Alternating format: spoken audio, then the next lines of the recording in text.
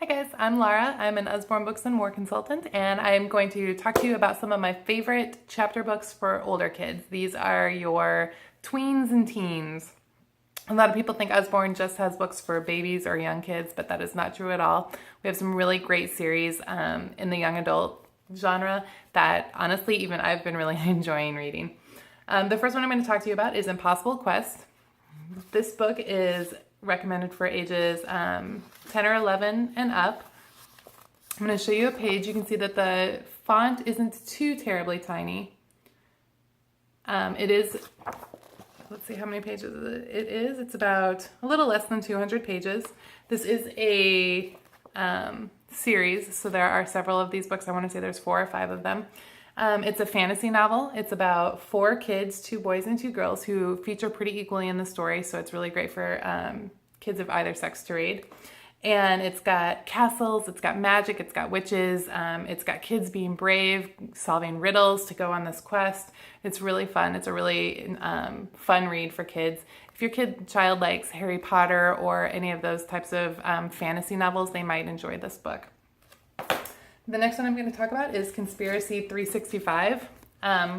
One of my friends actually borrowed the first one, so I don't have that with me, but that's okay. There's February and March, and then there's one for each month of the year. So there's 12 in the main series, and then there's a spin-off series and a couple of follow-up books. So there's a ton of books. If your kid likes this book, you'll be able to keep them reading for ages. I'm going to show you the inside of one of the pages so you can see the difficulty of the text and the size of the font.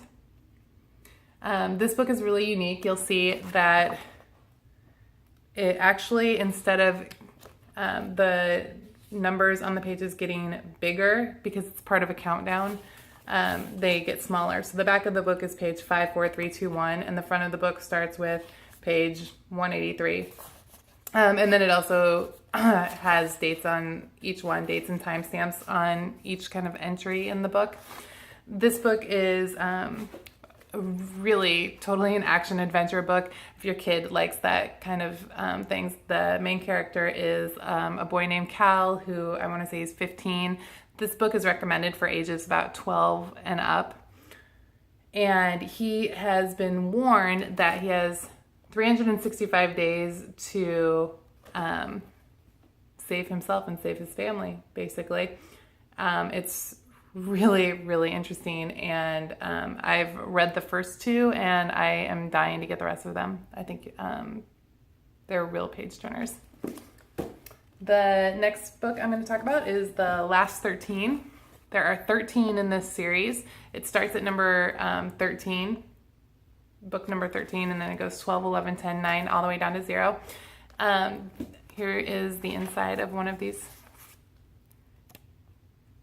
So you can see the difficulty level. And this book is about a boy named Sam who finds out that he's a dreamer. And a dreamer is somebody whose dreams come true or they predict the future. And he is recruited into a top secret organization to save the world from this massive bad guy. And he has to help find the other dreamers. And again, it features a lot of kid heroics, kids working together. There is a little bit of violence. They generally use dart guns, but there are some real shots fired in it. Another action adventure with a good dose of fantasy also, since it is about dreams coming true. So action adventure fantasy novel. Another one for kids that enjoy that kind of genre. The next 2 are for kids that are 13, 14, the older teenagers, all the way up through, heck, me and you. I love both of these series. They are really good. They're really well written. I'm actually devouring this one right now, Phoenix Files. There are 1, 2, 3, 4, 5, I think 6 in this series. This is about 3 kids, Jordan, Luke, and Peter. And the books alternate who is the main character, who is the narrator.